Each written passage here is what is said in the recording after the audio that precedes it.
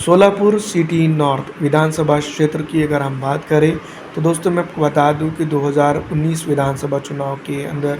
यहां पर काफ़ी अच्छा माहौल देखने को मिला था। यहां पर अगर बात की जाए तो आतिश मोहन बंसोड़े ऑल इंडिया मजलिस-ए-इत्तेहादुल मुस्लिमीन के प्रत्याशी के तौर पर चुनावी मैदान में थे, जिन्होंने तकरीबन 3.5% वोट यहां पर गेन किया था। मनोहर सप्ते दोस्तों मैं बता दूं कि राष्ट्रवादी कांग्रेस पार्टी के प्रत्याशी के तौर पर चुनावी मैदान में थे, जिन्होंने 19,205 वोट हासिल करके जो है तो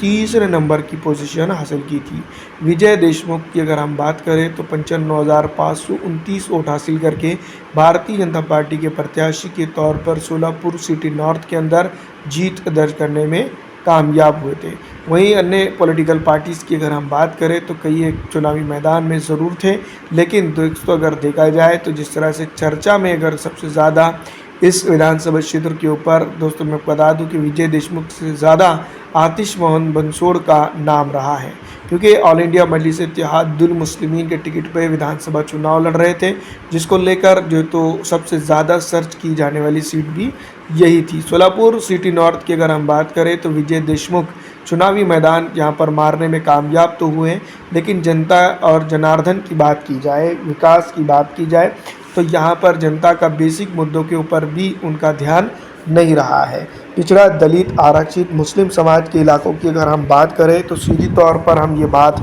ज़रूर कह सकते हैं कि यहाँ पर उनको बालाए पुष्ट डालकर जनता के काम किए गए हैं। पिछली दफ़ा दोस्तों मैं आपको बता दूं कि सोलापुर सिटी नॉर्थ के अंदर जिस तरह से चुनावी माहौल था,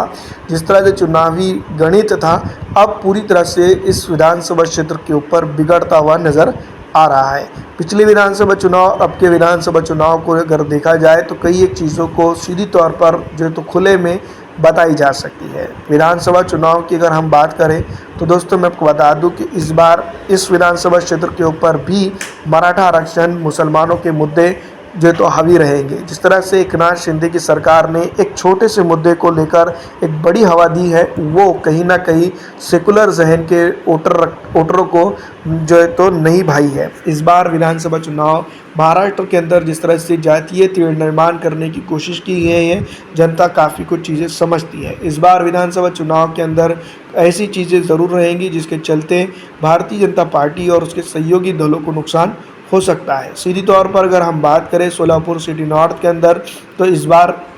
जनता जनार्दन का फैसला किसकी तरफ आता है ये तो जनता तय करेगी, लेकिन दोस्तों जिस तरह के हालात और जिस तरह की कंडीशंस हैं उन तमाम तर चीज़ों को देखा जाए तो इंडिया गठबंधन यहाँ पर काफ़ी मजबूत स्थिति में नज़र आता है। आपको क्या लगता है, हमें कमेंट करके ज़रूर बताइएगा। फिलहाल दोस्तों इस वीडियो में इतना ही।